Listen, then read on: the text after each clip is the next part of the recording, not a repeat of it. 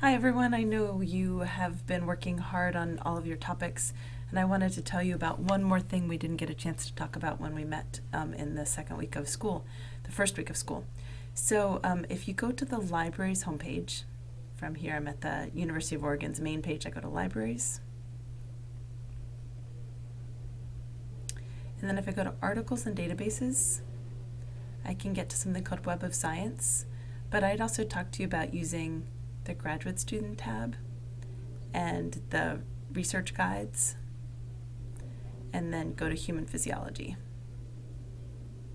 And here we have a whole list of ones that I think are going to be helpful. So PubMed we talked about a lot, but we didn't get a chance to talk about Web of Science. Let's look at that right now. It's also called Web of Knowledge. So if we were to look up a topic,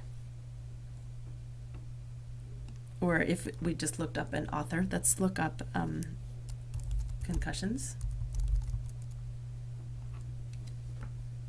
We did a search. We'd get a whole lot of articles. Here's 3,655. And what's really interesting about this database is not that it can come up with a whole bunch of articles, but that it does something that no other database that we own does. And let me show you what that is.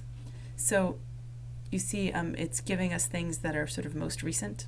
If we go to something that's a little bit older, and I'll show you why we're going to something a little bit older. These are all from 2013. I have to go in a few pages, get to something that's just even a little bit older.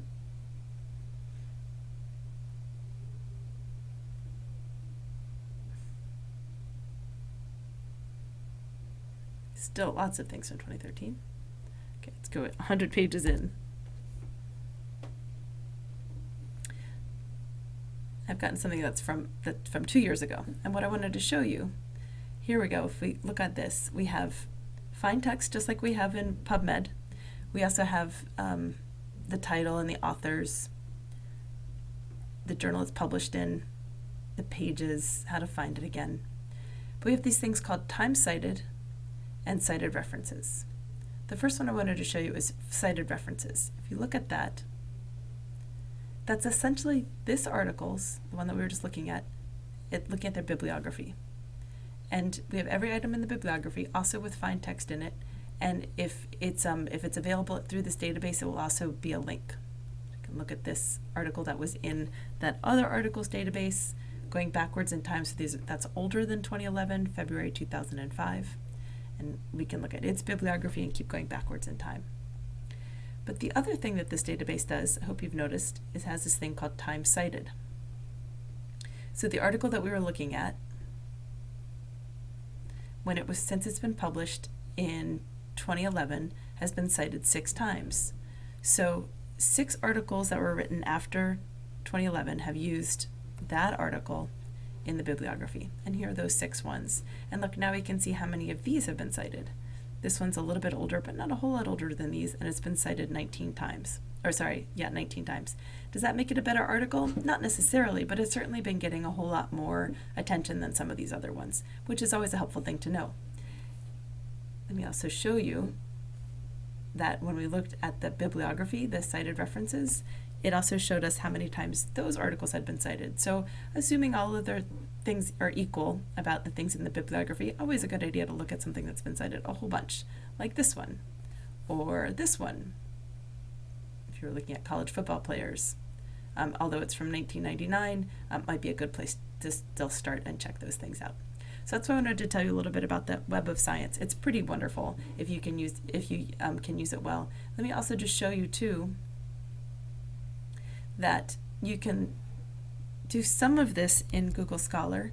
Let's look at this this 2011 article in Google Scholar.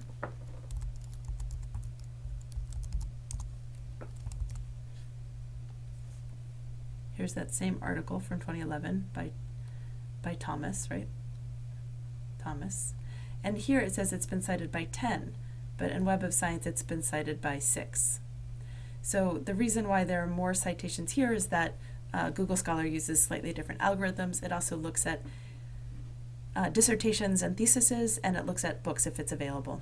So good to know that as well. And Web of Science says that it has only the sort of very top journals in the field. So if you're finding too much, it might be nice to go to Web of Science. If you're not finding enough, it might be nice to go to Google Scholar.